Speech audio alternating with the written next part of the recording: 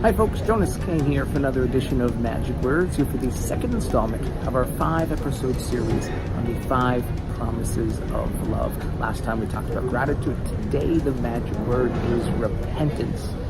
In regards to love, the promise that this makes is a promise of seeking forgiveness. Apologize for anything that we may have done in the past, now, or will do in the future to have caused someone pain. So when we say that we love someone, what we're really saying is, I'm sorry for anything I may have done to ever cause you pain. You know, I would never do anything to ever hurt you. I'm sorry. I love you.